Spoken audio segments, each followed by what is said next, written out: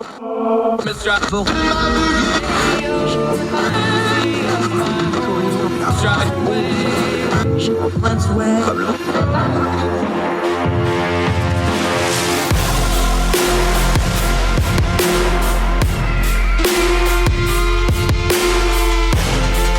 your host, Andrew Donaldson. This is Heard Tell.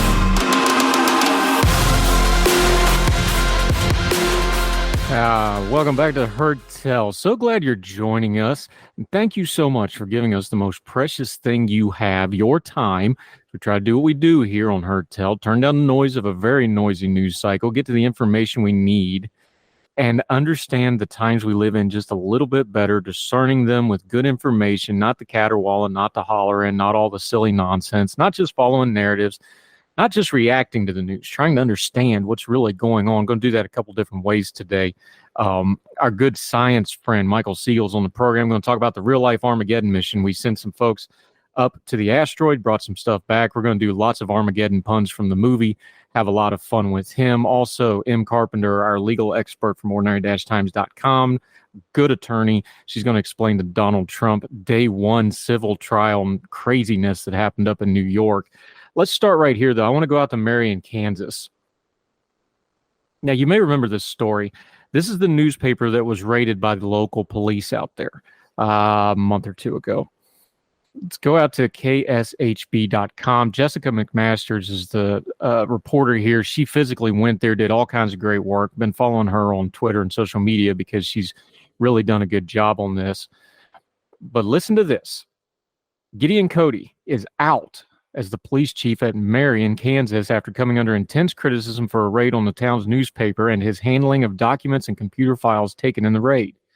On Monday, Cody announced his resignation from the city's mayor before the city council meeting. Cody's resignation is effective immediately. Marion County Mayor David Mayfield, who confirmed the departure, did not provide any further information. Eric Meyer, the owner of the Marion County Record newspaper that was raided, and whose mother, by the way, died the day after they raided the home because she was 90-some years old and the trauma and what such of it all, said he learned of the resignation during the meeting. I didn't see it coming, Meyer said. I thought the suspension would hold off for a while, but it didn't seem to. On Thursday, KSHB 41 I-Team's Jessica McMaster reported a key witness in the case said she was directed by Cody to delete text messages. Mayfield, who for weeks has been called upon by citizens to suspend Cody, issued the suspension one day after McMaster's story. And again, this is why you follow reporters, good local reporters. If you're following McMaster's, which I started doing right after this story broke because she's a reporter that physically went there and was on the ground covering it, so I started following her, and I followed her all through this story. You knew they were digging and digging and digging, and they were going to find it. I put on Twitter back at the beginning of this, I'm like, they're going to find out all the dirty laundry about this bad cop, which is what he was. He had a history now that we know. He's been a bad cop for a long time. And we now know some of the stuff we're going to get to in just a second of why he was trying to cover for this person. Listen. Mayfield, who for weeks had been called upon by citizens to suspend Cody, issued the subpoena one day after McMaster's story. Meyer said his mother, Joan Meyer, who died one day after the police raided her home, would be happy about Cody's departure. I think she'd take some pride in the fact she managed to accomplish something by getting people to pay attention to the story, Meyer said. The home of Ruth Herbal, vice mayor of Marion, was also raided. The case that sparked the raids involved the driving records of Carrie Newell, a local restaurant owner. During a late August interview, Newell told McMaster's chief Cody informed her via text message she was the victim of a crime. Let's pause. The alleged crime was the newspaper was reporting on the corruption between Cody and Newell getting a drunk driving thing kind of swept under the rug and some other stuff. That was the alleged crime, and then here came the police chief. Listen to this. The day after Newell's interview, Newell said she no longer had the text messages between her and Cody. Ain't that convenient? Days after the interview, Newell told McMaster she deleted the text message at the chief's behest. I didn't make mention that I didn't know the necessity of that because there was nothing inappropriate in the text message. No, he was telling you to do stuff. That's inappropriate, lady. Newell said in an interview. Newell said the chief's request came after the raids as rumors began to circulate about Newell's and Cody's relationship, which Newell insists is platonic. According to Newell, the chief didn't want people to draw conclusions about their relationship based off the text. I kind of agreed, and so I did delete those messages against my better judgment and immediately regretted it, Newell said. Sure.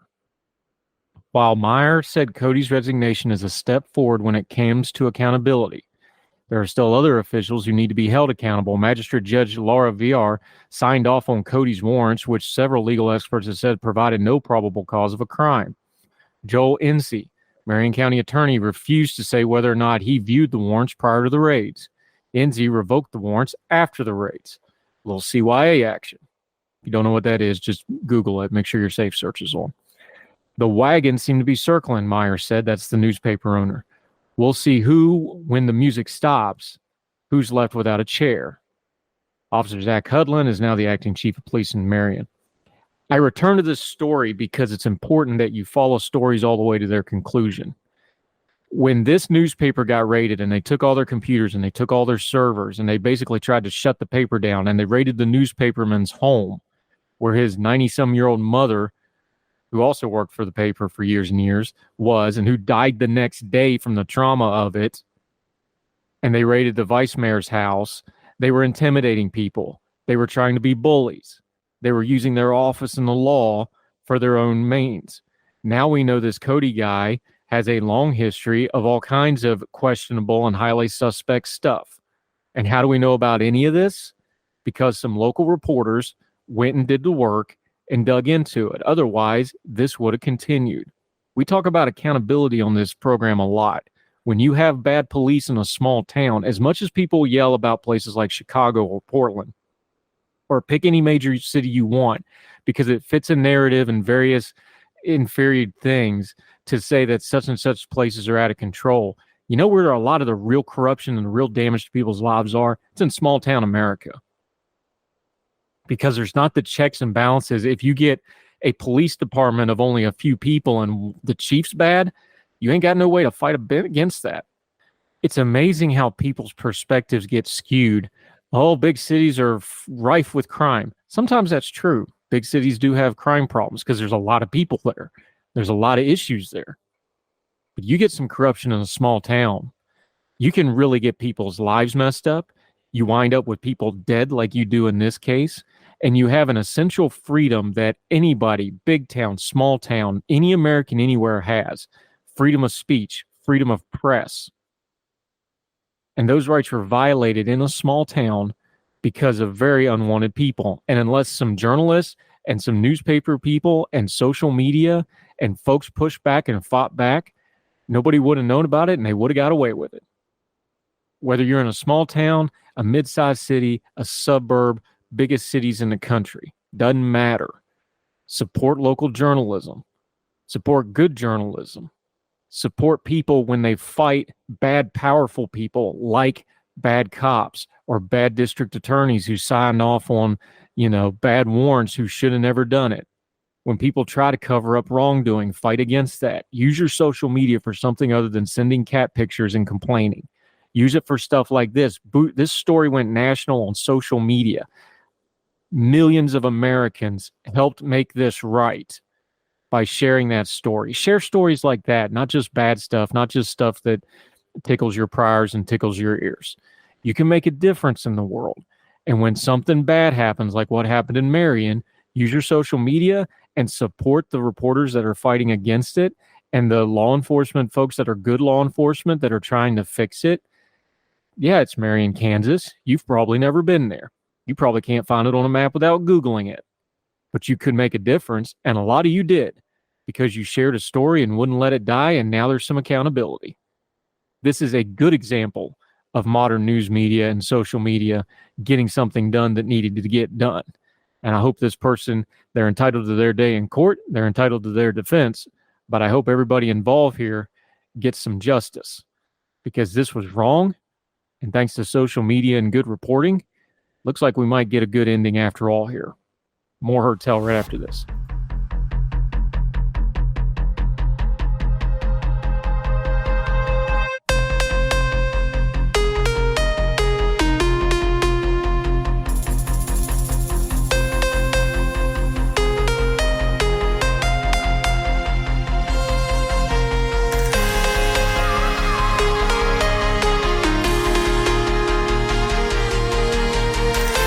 Welcome back to Heard Tell. Okay, we need some law explained, so we go get our Lawsplainer, our good friend M. Carpenter, senior editor at ordinary-times.com. She is an attorney of note, although we will not hold her against it.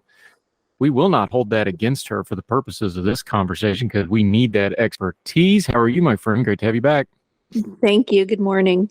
All right. So there was a lot of hoo-ha over Trump's appearance in court. One is because we actually had some visuals. And by the way, whoever on social media did the Full House opening to the judge, hamming it up for the camera, brilliant. Make sure you seek that out. I'll put a link on it on the herdtell.substack.com so you can read it on the show notes. Overall, though, you wrote about it in Ordinary Times. We'll go through your piece a little bit. Just explain to folks what's going on here, because this is a trial, but it's a civil trial. The state is suing Donald Trump's businesses, which of course includes him, but they're really going after the businesses here. Kind of turn down the noise for us a little bit because we got to get the nomenclature right first, right? Yeah. Most importantly, the kind of the low-hanging fruit to be clear on there is that it is a civil case. This is not a criminal case. There's no guilty, conviction, jail time, sentencing. None of those words apply here. So that's the number one thing that people who are maybe not extremely dialed in need to understand, that he is being sued, his businesses, et cetera, for fraud, but not criminal fraud, civil fraud. The ramifications are pretty severe for him if he is found liable. A lot of divestiture of monies, the inability to be on the board of directors for any corporation in New York. So there's still a lot at stake here for him. And the judge actually issued a motion, or answered a motion for summary judgment last week in favor of the Attorney General's office, finding that, yeah, he did commit fraud. So that part, that fact-finding part is kind of already over with, and this is just more about the intent, I think, at this point. The issues left to try. And of course, yesterday, everybody was of the realization that this was a bench trial, meaning that there will not be a jury. This is just a trial before the judge. He will be the finder of fact and the finder of the law and the ultimate decision maker for Trump. Okay, so we're in New York. We're in a civil case. You just touched on it, but I don't want to blow by it because social media is making a hash of this already. I'm guilty of it too. See, there we're already using legal terminology, guilty.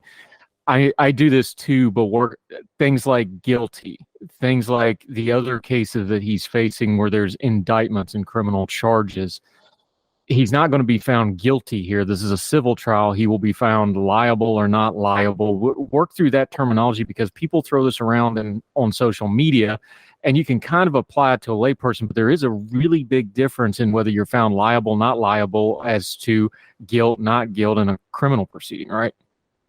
Yes. Again, there's no threat of jail here, as there will be threat of jail in other trials that are criminal, where he has received an indictment, such as in Georgia, where he actually is facing criminal charges. And here we're fighting about money and his ability to continue doing business in the state of New York as he has. So this still has serious ramifications, but we're not talking about loss of liberty here. We're talking about loss of money, loss of business status, which is still, to Trump, probably of paramount importance. Yeah, M. Carpenter joining us. Let's start with the big ticket item that got everybody hot and bothered. Because here we go again. You don't ever know what Trump's thinking. You know what he's thinking because he says it, but you don't know the thinking that went in before that. You are entitled to a jury trial in American jurisprudence. You can waive that right, or you cannot file the proper paperwork to get the trial by jury or your speedy trial or any number of other pretrial motions that happen in a case like this. But that was the first thing that happened here, was the argument over why isn't he getting a jury trial. Just break it down as best we understand it. We probably won't ever know the real answer because we've already gone to spinning it and we've already gone in front of the cameras with the story. How did it fall to you? How does this happen? What's the procedure? And what do you think happened here? Yeah. First of all, let me just say there are instances where you are not entitled to a jury trial in our lovely country. Um, Even in certain criminal cases, you're not entitled to a jury trial because not all criminal cases carry jail time. So, for example, in West Virginia, if you're charged with a crime that does not carry any possibility of jail time, the punishment's only a fine or something like that. Still a criminal charge, but you don't get a jury. So, and there are also cases which we call suits in equity, in which you're not entitled to a jury. A suit in equity is one in which you don't have monetary damages that you're trying to get back from the other person. These are things where, for example, you're asking a judge to issue an injunction, tell my neighbors that this is my strip of land and they can't walk across it. You're not asking for money. You want the judge to sort of just make something happen. And those are suits in equity, and those are not triable by a jury. Even if you have a lawsuit where part of it is a suit in equity and the other part is asking for damages, because part of it is a suit in equity, no jury. Even if that equity part is dropped and is no longer a part of the case, if it's there in the beginning, no jury. It's kind of a weird part of our jurisprudence, but its basis is in the Constitution. So back to this case. In New York, when there's a civil case, a party can file what's called a note of issue.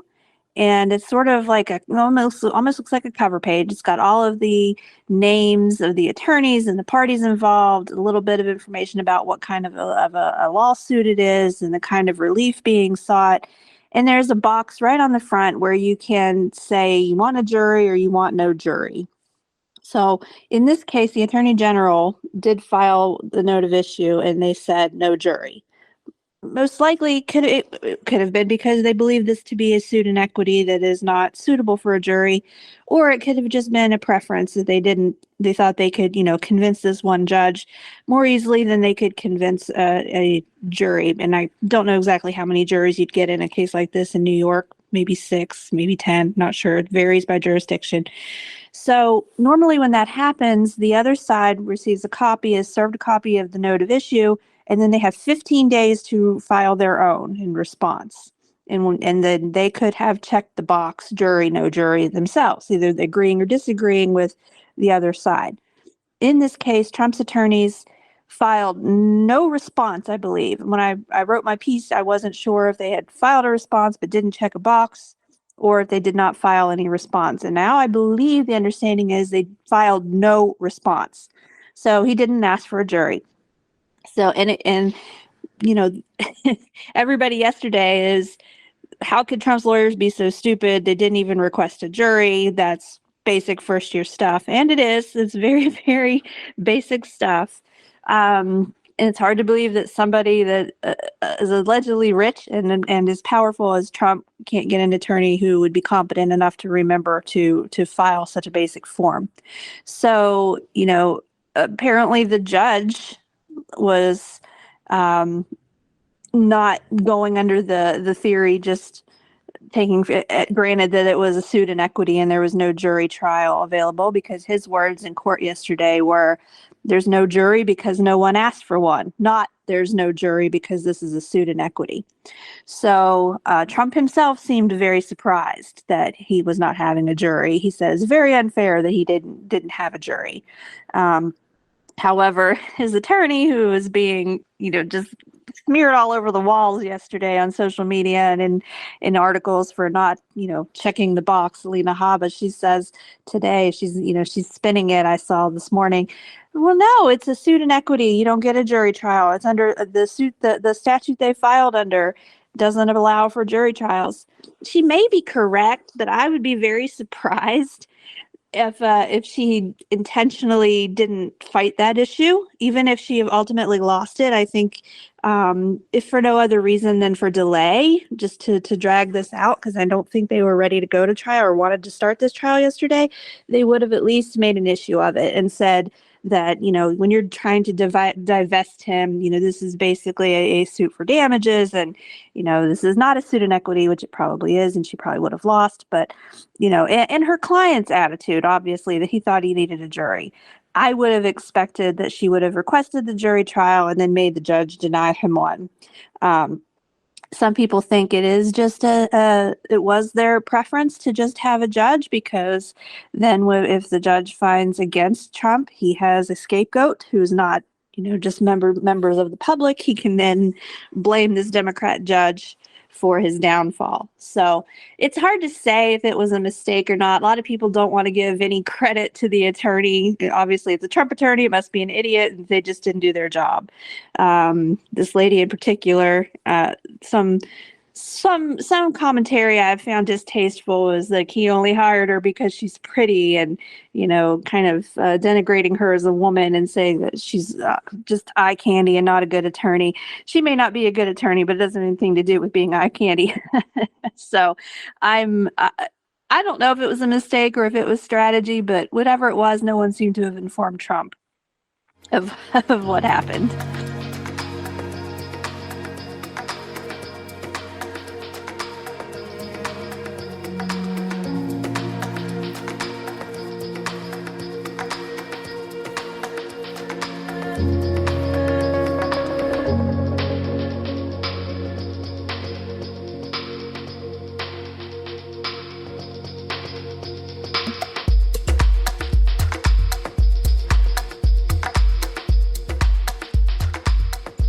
I think M. Carpenter joining us. I think there's two parts to this. I think there's the strategy legally, and then there's the strategy politically. Trump doesn't have a clue what the legalities of this are. That's clear. So he's just, and he doesn't really understand political strategy either. He just does what feels right to him, and it hits his base just right, and it all works out.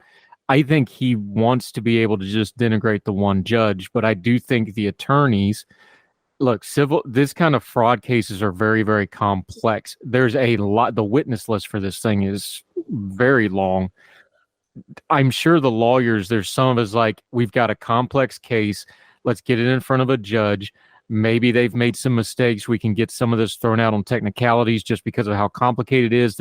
It's a witness heavy case, so you can discredit witnesses and do a lot of technical lawyering thing as part of this case.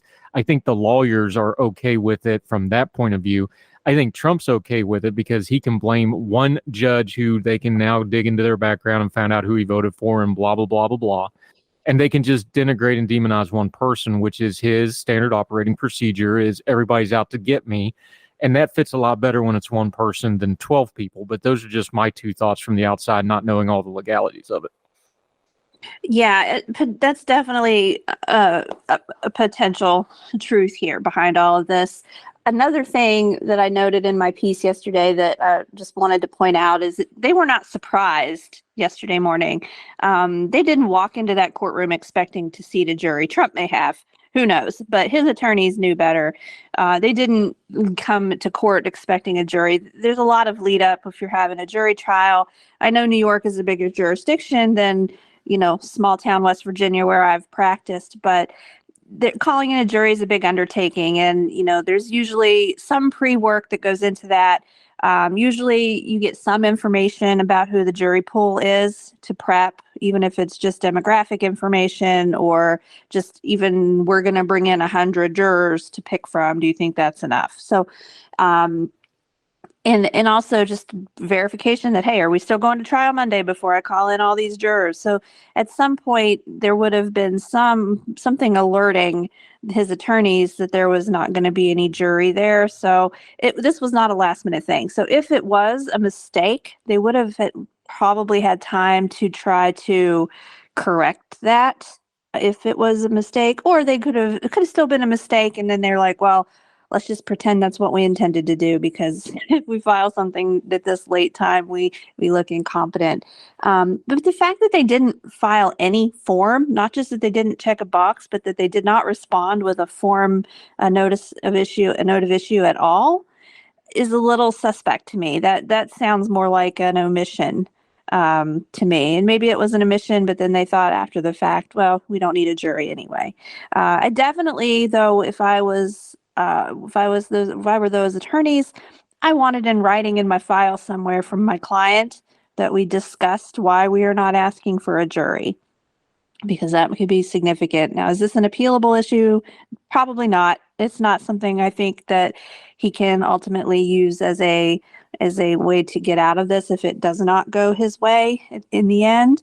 which we'll find out in a few months. This trial is expected to run until December, as I guess they don't have better things to do than take a 3-month trial in New York City or in New York. So we'll see what happens. But, I wonder how long before Trump takes his attorney and throws her under the nearest bus, because we know that's what he does. We know he doesn't like to pay his attorneys. We know he doesn't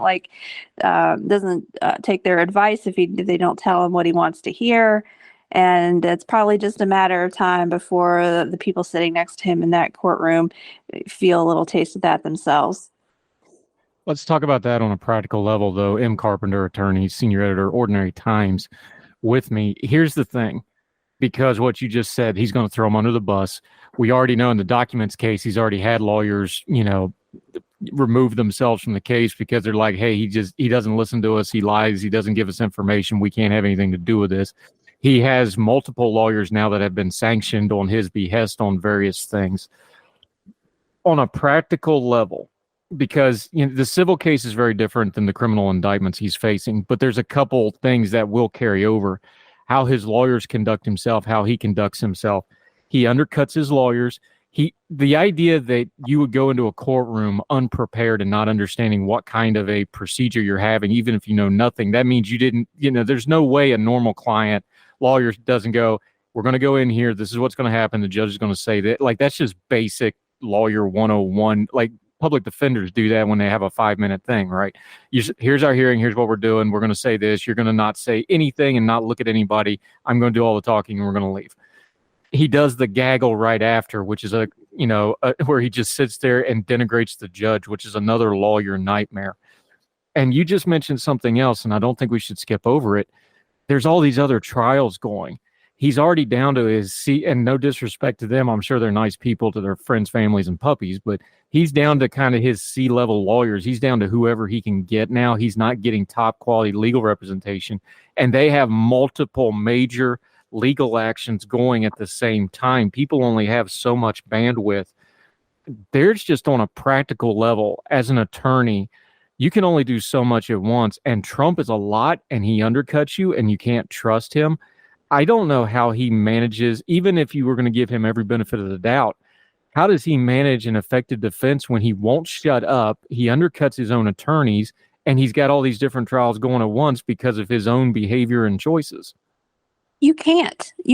And that's why, when I was saying yesterday in my piece, I don't think he understands, or maybe he understands, I don't think he can fathom the worst case scenario actually coming true for him. And I think it's to some extent his attorneys can't either.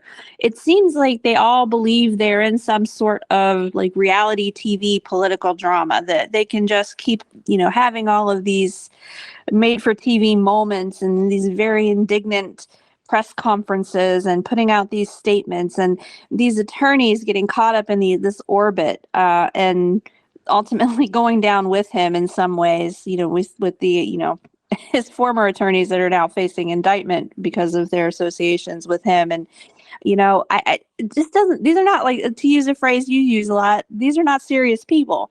These people are, it's a circus, and they're an act in the circus. I don't know. Maybe it's just hard to imagine, bankrupt. Well, it's not hard to imagine bankrupt Donald Trump, because bankrupt all the time, but a personally bankrupt Donald Trump who's lost all of his money and assets, or an imprisoned Donald Trump, or imprisoned attorneys. And I think they just can't imagine that's like a seriously possible outcome here. And so they just dial up the drama. They just dive head first, and they just get into this craziness that we're seeing that happens when you're in Trump's orbit. So I don't think they're paying the level of attention and the professional diligence that would be expected of an attorney in a normal situation. They're as caught up in the crazy as Trump himself. That's the way it looks to me. Yeah, and the court, there, for folks that have never had to be in some kind of a judicial proceeding in a courtroom, whether it's, local small claims court, magistrate, whatever, all the way up to, you've argued for court of appeals type level. You denigrated yourself a small time lawyer. You're better than that, though. Don't fool people. She's good, folks. She's just not your attorney.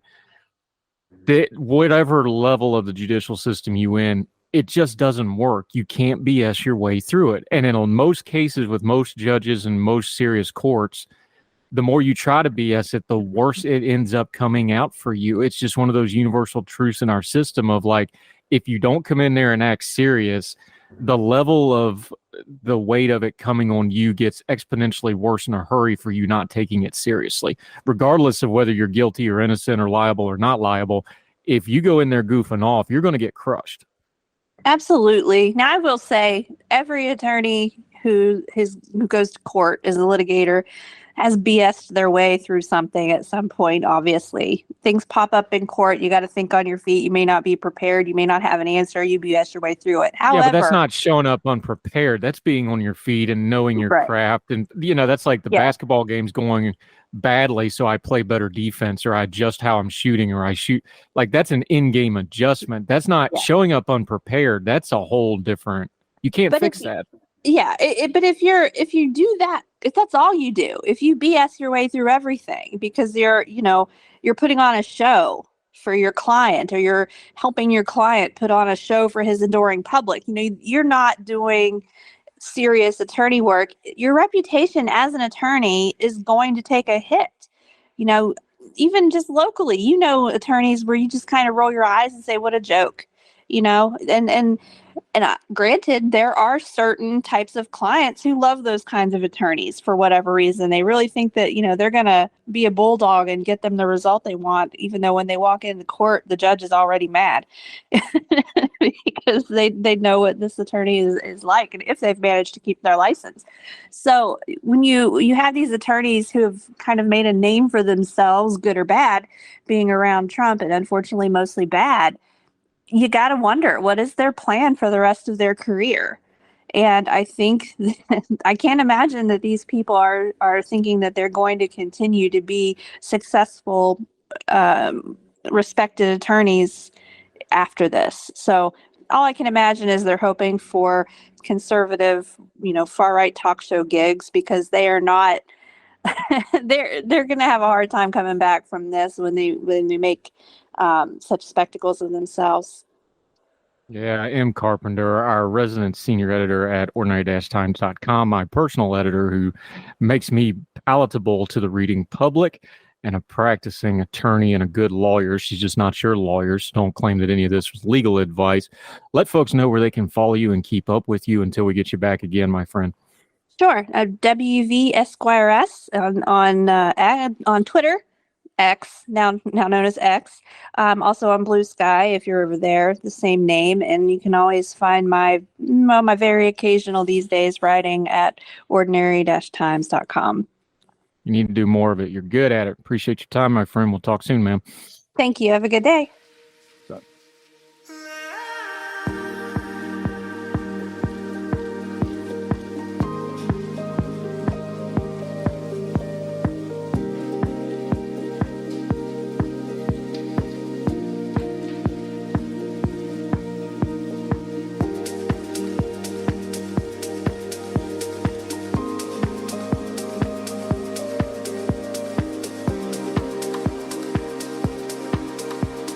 Now, welcome back to Heard Tell. Okay, he is the most appeared guest in the history of this program.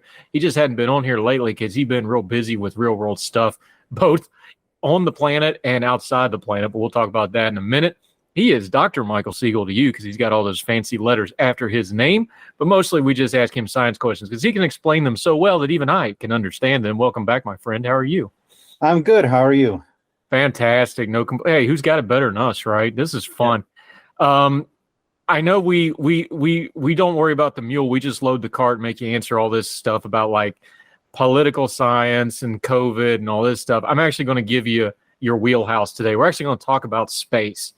This is fun because we've known each other. We've been friends for a couple of years. One of our running jokes is Armageddon, the movie. We're going to blow the asteroid up because you on social media is always declaring like, no, this asteroid is not coming anywhere near us. This is stupid. This is a dumb clickbait headline. And I just think that documentary of Armageddon was very important to the existence of human civilization. And especially now that we don't have Bruce Willis on the line to save us, I don't know what we're going to do. I love Armageddon. It's a great movie. We actually did this, though. We sent a probe. The numbers on this blow my mind, man. One of the things I always ask you about space is put it in ways we can understand. This thing went 3 point something billion miles round trip. They landed on the asteroid. They collected samples, dust, debris. They have to open the seal tight in a controlled environment, so they don't know what all's in there, but they know they've got a pretty good sample here. And they brought it back to Earth, and it took 7 years. Like, this is really, really cool sci-fi stuff, but we actually did this. Yep, this is the OSIRIS-REx mission that we're talking about. And the idea is we want to get samples from an asteroid so we can see what they are composed of. We can do experiments on isotopes and stuff like that and answer some of the most fundamental questions. One of the things we're still trying to figure out is how life started on Earth, how the solar system formed. And the asteroid, which is called Bennu, is very old, composed of very similar stuff to Earth. And so by getting a sample of it, we hope to answer some of these questions, see what its composition is. Especially we're looking for things like that might be the building blocks of life. There are a lot of theories that maybe what got life going was asteroids and comets hitting the Earth and materials from those beginning the primordial soup that began life. And so this will help answer some of those questions. Now, there was a mission a few years ago, a Japanese mission that returned some samples, but with the quantity of sample that's returned here, like 12 ounces, I think, almost 3/4 of a pound, basically, of material is going to be, it's so much that we will spend decades analyzing this. This will be like the moon rocks. People will spend their entire careers analyzing just a small sample of this. And it's a very impressive mission. What they did, the reason it traveled so far is Bennu passes near the Earth, but what you have to do is sort of sneak up on it in the orbit, so that you can match its orbit and then go into orbit around it. And then they sent the lander down, and there's really cool video of this. It came down with a little probe, and it just sort of briefly touched down, some dust kicked up, it collected that dust, pulled it into the spacecraft, then went back into orbit, then broke orbit with Bennu and re-rendezvoused with Earth.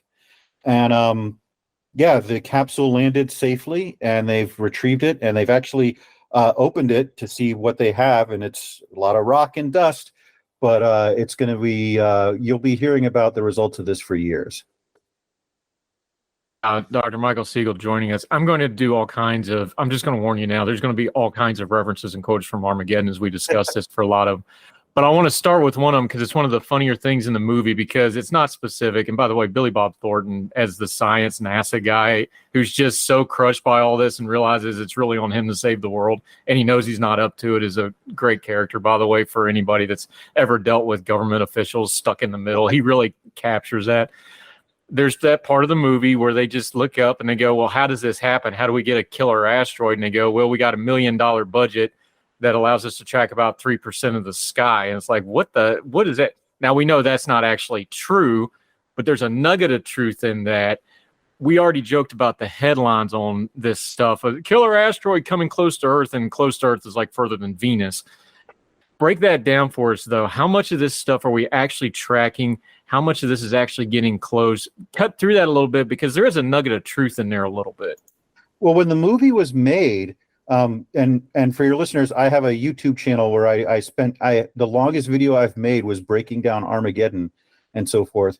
And the movie Armageddon what it does is it takes real science and sort of Michael Bayifies it into something crazy and out there, and that's not really accurate. So it's an interesting movie to talk about. And I agree with you, the cast in the movie is outstanding. It's not like Academy Award outstanding, but they all know what kind of movie they're in and do the appropriate job to that movie. But at the time that movie was made, we had only documented a small percentage of the asteroids that were out there that could potentially endanger Earth. And it was really after Comet Shoemaker-Levy 9 hit Jupiter that Congress decided, all right, we need to make this a priority to map what's out there. And so they have been putting money into that for the last 25 years to try to identify every potential Earth-impacting asteroid. And Bennu is one of those. It will pass in the late 22nd century. It will pass very close to Earth, and there's a 0.04% chance it would impact. And it would be significant. It's a 500-meter wide asteroid. So that might be one we want to use a DART-type mission to deflect if it comes to that. But we have now, I believe, 95% of the near Earth asteroids tracked that are potentially dangerous. Now that leaves out the elephant in the room, which is comets. Comets come from way outside in the solar system, and we don't know that they're here until they come up upon us. Around the same time the movie was made, a couple of years before, we had comet Hyakutake, which passed near Earth, and we didn't see it until a few months in advance. So that's something that we do still worry about, and not much we can do about at this point, unless we get like really huge infrared telescopes that can scan the Oort cloud. But yeah, it's in that way, Armageddon is kind of a time capsule of a time when we hadn't seen most of the near Earth asteroids, and now we do have a handle on most of them, and especially the really dangerous impactors that could cause a cataclysm. Yeah, Dr. Michael Siegel joining us. Okay, part of the Armageddon movie, Billy Bob Thornton's explaining, like, okay, well, these cities are exploding and getting raining fire from the heaven, and he just kind of waves like, oh, those are nothing. Those are the size of basketballs and Volkswagens and things like that. You know, the size of Volkswagen took out Paris, that sort of stuff. Again, Bayified is a great term for it. They blew it up a little bit. Give us the size, though. This asteroid that we landed the probe on, how big is it? Give us a kind of a comparison. Don't do that. How many buses will fit into Texas or any of that? Not, you know, how many hot dogs go into Topeka, Kansas, or any of that kind of crazy online stuff. Give us the sizes, though, because how big of an, because asteroids and space things, they hit Earth all the time. We just don't talk about them, but they're usually smaller. Something that made like Crater Lake, that's a lot bigger. How big would have been compared to what we landed this probe on? Anything that's about, say, 50 to 100 meters in size or bigger is potentially dangerous. The Tunguska impactor was probably about 50 meters in size, and that hit with the powers of an atomic bomb. If you go on YouTube and type Chelyabinsk, if you can spell it, you'll find a video of the meteor that exploded over Chelyabinsk about 15 years ago that was about 50 meters in size and went off with the power of an atomic bomb. Now, it exploded way up in the atmosphere, but it still shattered thousands of windows and caused injuries and so forth. If either of those had hit a city, it would have been like Hiroshima. That's the power of that. With Bennu or something like that, you're talking about a 500-meter wide asteroid, so something with 1,000 times the mass. So it could be potential. Now, there's a lot of factors in there. The angle and speed it comes in is the most important. The energy released by the impactor is equal to the mass times the velocity squared. So that's what makes asteroids so dangerous. They come in with speeds of tens of kilometers a second. And so that energy that they hit with is extremely powerful, even for a small one. And so when you're talking about something the size of Bennu, that would be a regional catastrophe if it were to hit. And so that's the kind of thing we keep an eye on. And we've tracked its orbit pretty precisely, but Bennu is also a very active asteroid. It releases water and stuff into the atmosphere, into space.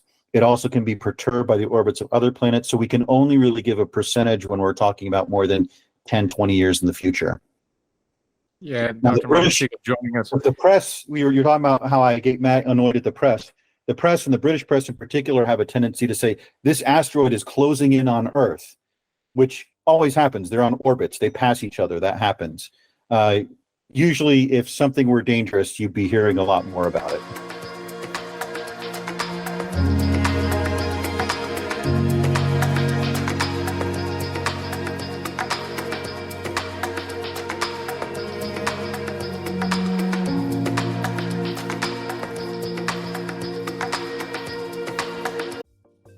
Folks, if you've listened to the Heard Tell program, you've heard our friend Gabriella Hoffman, but you need to make sure you're checking out her podcast, District of Conservation. It's a podcast exploring the nuances of true conservation efforts from DC and beyond. From topic discussions to exclusive interviews with conservation and energy newsmakers, Gabriella keeps listeners appraised of the latest news stories while elevating important voices. Listen to the District of Conservation on Apple Podcasts or wherever podcasts are played. Folks, you've heard of Ethan Brown on the Heard Tell show a couple of different times, but if you're interested in learning about how to discuss things like climate change without all the politics and doom and gloom, head over to his podcast, The Sweaty Penguin.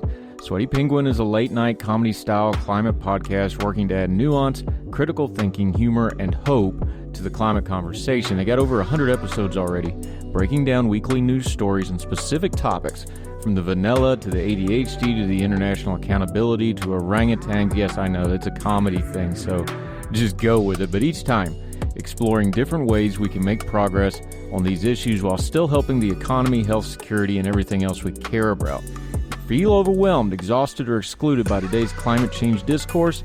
This is the podcast for you. Find the Sweaty Penguin wherever you get your podcasts or at www.thesweatypenguin.com.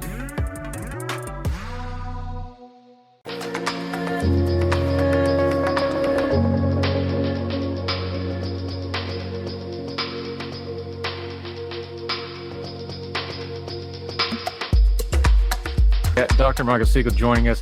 This brings us to another thing, though, where they talk about when they actually get on the asteroid, they're like, okay, so this is basically the most horrible environment you can possibly think of, even though space is trying to kill you every second. They talk about, you landed us on a titanium plate instead of where we thought we could drill through the not titanium plate. When they actually start breaking this thing down, what are they looking at mineral-wise that we would recognize? And I know this is funny because right now Apple's running all these ads about the titanium iPhone, and they show the little speck in space becoming titanium and landing on Earth and magically becoming an Apple iPhone. That's running on all major media now. That's not exactly how that works, right? What are they looking for? What does it tell us? Because as big as space is, there's a lot of elements out there, but we got a pretty good handle on what most of those elements are, right? We just don't know the composition of them, what else is in there, why they stay together through space, that sort of thing. Is that where we're going with some of this? Well, the asteroids are made of the same kind of stuff that Earth was, but they are in a very primordial state. They're still in that state that they were 4.5 billion years ago. So when we land on the surface of an asteroid, we're seeing the kind of stuff that was in the solar system when Earth was formed. Earth's surface has changed over the last 4.5 billion years. We have rain, we have oceans, we have wind, we have organic creatures, we have plants. That changes the composition of the surface and so forth. And so we really, with the asteroids, are get a pristine look. Some of the stuff that's on there is pretty interesting. I mean, there's asteroids with lots of rare earth minerals and gold and stuff like that, that if you were able to mine them and bring them back to Earth would be a huge boon to the tech industry. And in the movie Don't Look Up, they talk about this. It's a little silly, but they talk about how there's so many rare earth minerals on there, everyone would get rich if they were able to capture it. Yeah, Dr. Michael Siegel joining us. One more thing on this asteroid thing. We talked about the 50-meter asteroid that blew up in the atmosphere. That was a pretty big one. That would have done significant damage and did in some ways. What does it take to actually survive our atmosphere? Because for all the, doomsaying and stuff, our atmosphere works really, really well because we're, the only planet we know of that has intelligent life on it. So it's working pretty good, right? Mm-hmm. You talked about things like angle, velocity. There's a lot to it. If you hit at the wrong velocity, we know from a million sci-fi, you can actually skip off the atmosphere if you come in at the wrong angle. What does it take to survive going through the atmosphere to actually get to the Earth? Because as much as people fear this thing, the atmosphere does a really good job of protecting us, doesn't it? Yeah, I mean, against a really big asteroid, it wouldn't be able to do much.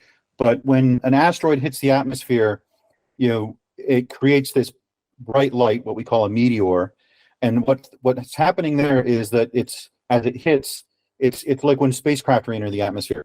It compresses the air in front of it, which when air is compressed, it gets super hot, and that what we call a blate heats up the surface of the asteroid. And so with depending on the composition, some of these are very rocky, some of them are more like rock piles, like gravel. Depending on the composition and the structure, they might actually reach the atmosphere, reach the surface. We do get asteroids landing every day. Or they might blow up. That's what happened to Chelyabinsk and with Tunguska, that they got so hot, the asteroid actually exploded in midair because of that heat. So it really depends on the composition and the structure of it. And that's one of the things that we learned from the DART mission, where we tried to redirect the asteroid. We redirected it more than we expected, because of the composition and the structure. That when the probe hit, there was this sort of backsplash that we didn't expect that actually gave it a more of a velocity kick than we had expected.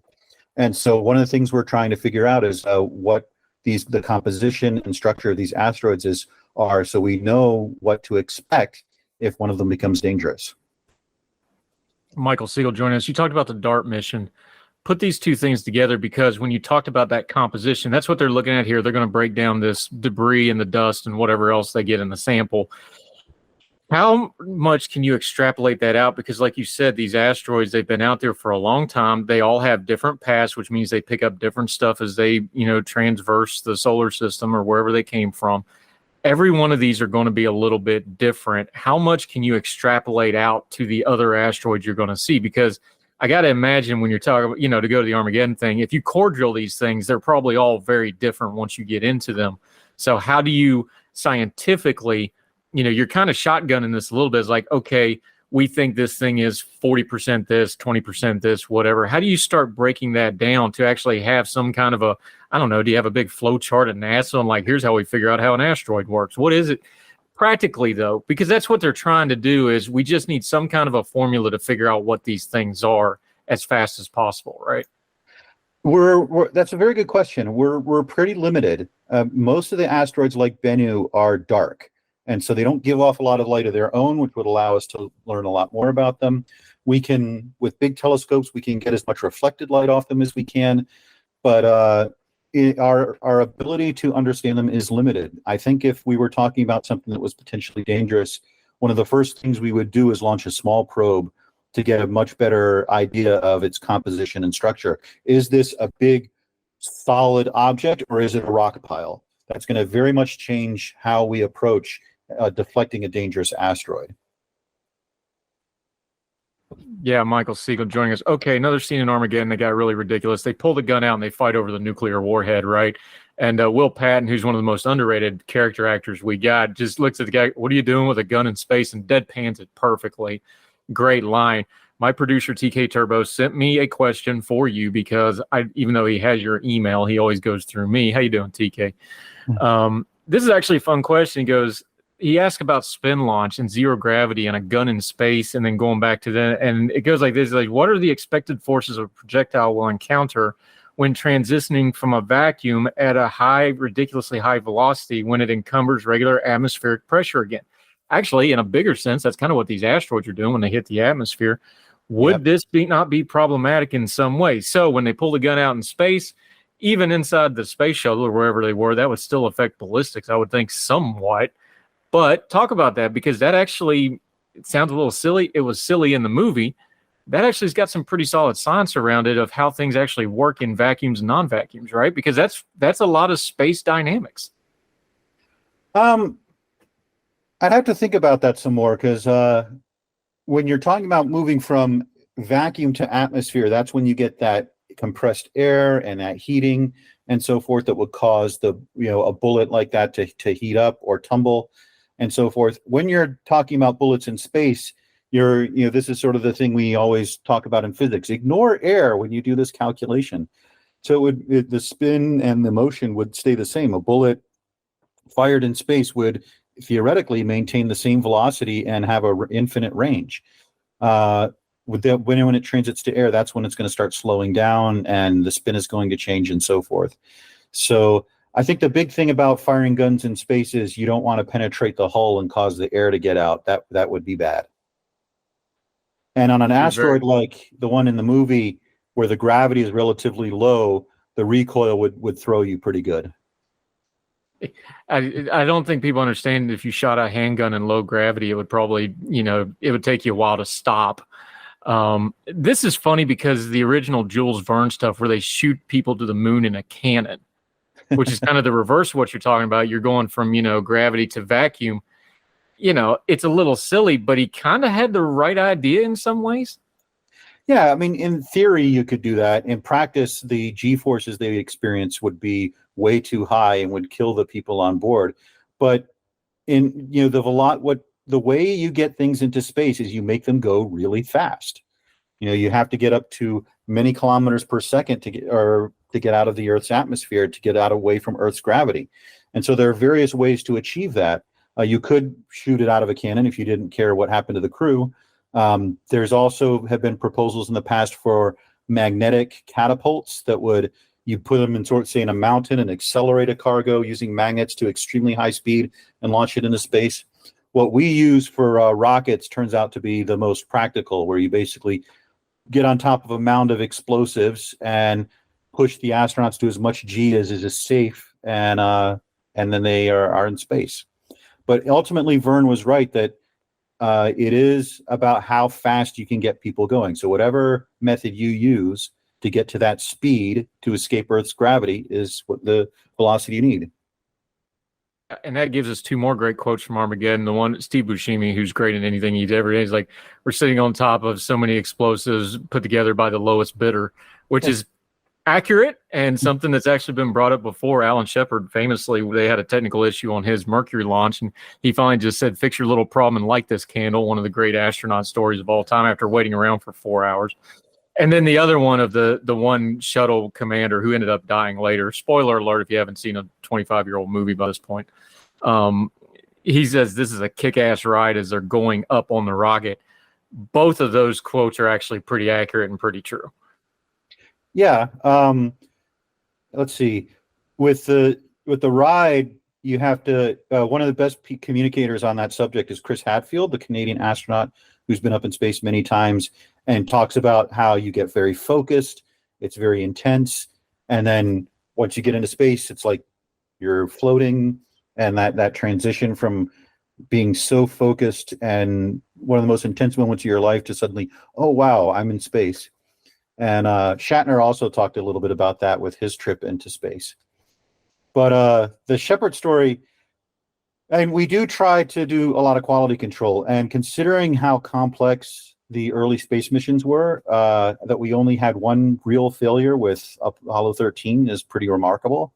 Shepard's story is actually interesting because he was waiting in the capsule so long, his bladder was full, and they actually had to turn off the electronics so he could relieve himself, and then wait for things to dry out, and then turn everything back on and launch him.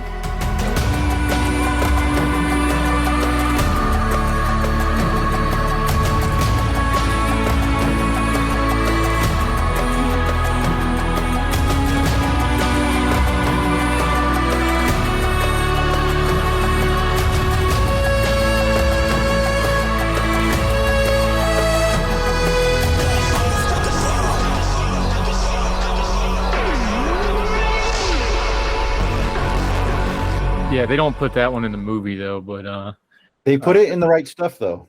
Yeah, they did. They did. Right Stuff is such a good movie. Not the remake that was the original Right Stuff. Fantastic movie. All right. We were talking about on Twitter today, best ensemble casts. That's an amazing ensemble cast for Right Stuff. That's up there. I love the Right Stuff. They got Yeager Wright, who's of course one of my childhood heroes. Like when he throws a fit where he basically takes an airplane so high it implodes, just to throw a fit and make a point is just one of the great. And it actually happened. Yeah, like, it's just one of the like that couldn't have really happened. No, that really happened, just to prove a point. Like what in the world? And then that great line, "Is that a man?" You're dang right it is. Dr. Michael Siegel. Okay, you are a man of letters. You are an academic. You walk among the groves of academe. You are a scientist par excellence. You're one of those real smart people on the planet. When's the last time you thought of the Roman Empire? Probably this morning because I was playing Rome Total War. Oh, come on. I'm actually reading Mary Beard's SPQR right now. It was kind of ironic that for those of you who are not on social media, last week someone asked, I just read that men think about the Roman Empire about once a week. Is that true? And a bunch of men chimed in, yes.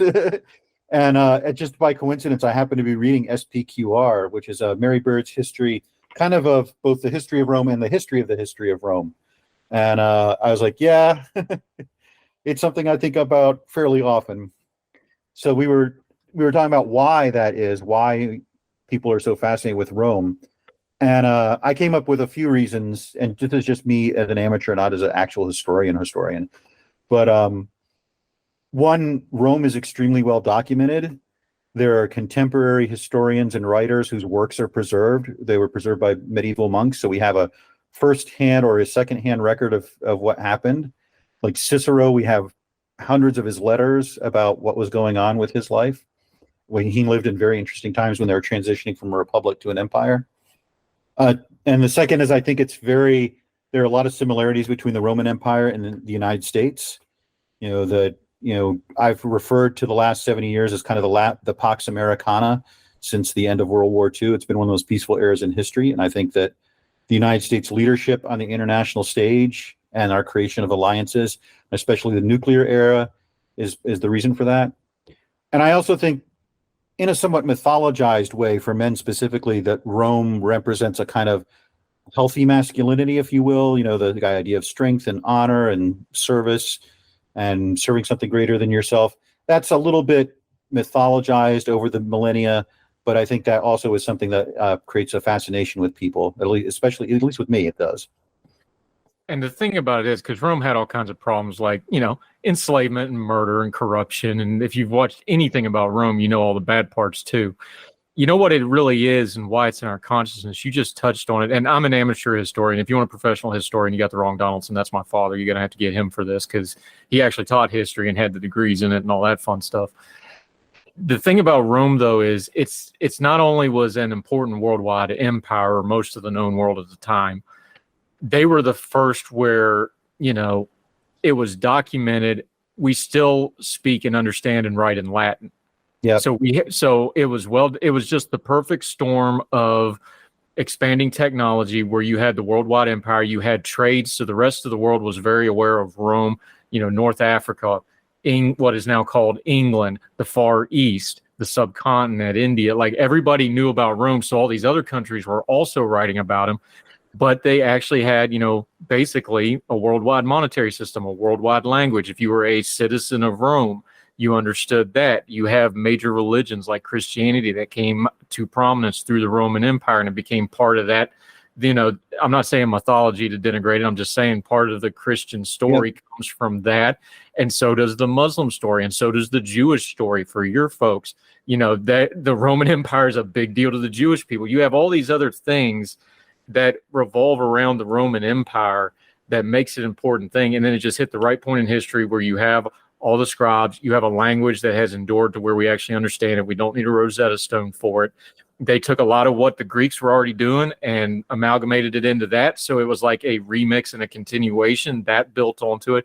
There was just a lot of factors into it that make it a fascinating period of time. Yeah. And you touched on this, that the idea of Romans wasn't just people who lived in Italy. They would give citizenship to peoples that they had assimilated, peoples they had conquered, and so forth. That people all over the empire were citizens of Rome. They had classes of citizenship, this really amazingly complicated citizenship system. But they were very much a thing of, we'll make other people Romans, which was very different from the Greeks. The Greeks were very restrictive in who could be a citizen. But the Romans were like, hey, you obey our laws and send us tribute, you're Roman. It's fine. It's all fun and games till the Gauls show up to sack Rome, and then things get real. But that's another topic for another day. Our good friend, Dr. Michael Siegel. Love talking to you. This space stuff is really cool. I'm glad we actually get to talk about just the space stuff and not some political something. We'll do that the next time you come on.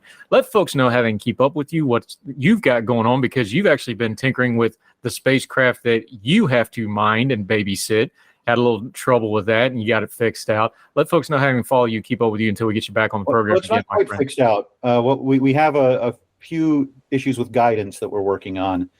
So the spacecraft's healthy, and we're getting good data, but we need to fix that problem. So there's updates on the Goddard website for that. But where you can find me, Ordinary Times is probably the best place. That's where I do most of my writing. If you just go to YouTube and type in Michael Siegel Astronomy, you'll find my YouTube channel where I talk a lot about movies, including my big Armageddon video. And I have a future video coming up on the Ahsoka show and on the Apollo 13. And that's where you'll find me. It's a great YouTube channel. I've actually got to be on it once. I killed all his ratings, so he hadn't had me back yet. But the Oppenheimer one did really well. But no, great YouTube channel. We're going to link to it. herdtail.substack.com on all the show notes. Make sure you get all that. My friend, so great to catch up with you. So great to talk science, because it really is an amazing edge. We didn't even talk about your favorite telescope and some of the stuff it's doing. It's like every day something's coming out of the James Webb There's telescope. an image behind me from a Herbicaro object that JWST just took. So I thought it was a Journey album cover, but I'm glad you cleared that up because it looks amazing. You'll see that on the video when the Good Talks comes out. Michael Siegel, thank you, sir. Appreciate your time. Oh, glad to be on.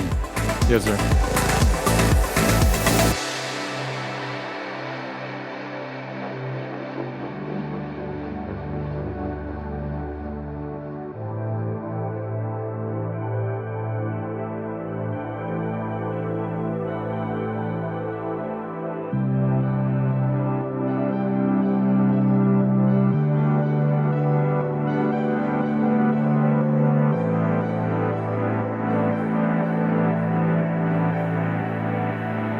Welcome back to Herd Tell. Let's end on a quick good note. Bridge Day is coming up in a couple of weeks. Bridge Day is just something that's amazing.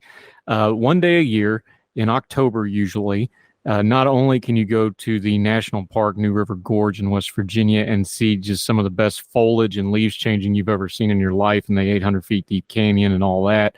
The whitewater, golly season's going just up, next river up. But also, they have Bridge Day, where one day a year they let people base jump and rappel off the bridge. It's just amazing. There'll be hundreds of thousands of people there. It's the largest one-day festival in the entire state of West Virginia. Great for the economy of the area. Really cool event. Should go on your bucket list. You can watch people base jump and parachute off the New River Gorge. They allow it one day a year. The official bridge shirt supplier, this is from the Fayette Tribune, where I get to write a column from time to time for. I try to support my local newspaper a little bit. Mountain Mindful is the Bridge Day shirt supplier. They're going to do all the swag, when you get the souvenir shirts and whatever. Why is that a big deal, and why is that in the good portion of our program? Well, Mountain Mindful is an interesting company, and what they do is their employees, they do screen printing and furniture and all kinds of stuff, but it's a social enterprise headquartered in southern West Virginia. They hire people who face barriers to employment, such as substance use disorder or former coal economy workers. I'm reading from their website here. We will link to them.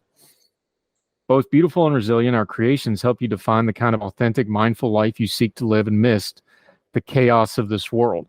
Staying true to our environmental values, we try to model what our region. Mountain Mindful continues to use this big picture vision by hiring local people who make you durable and sustainable products, primarily made from organic, reclaimed, and recycled materials here. They hire workers that have trouble getting employment other places. Either they're, pigeonholed in their vocational stuff, but they'll also hire people that have had substance abuse issue or problems with law enforcement. This is an epidemic in West Virginia between the opioid crisis and the overall economy.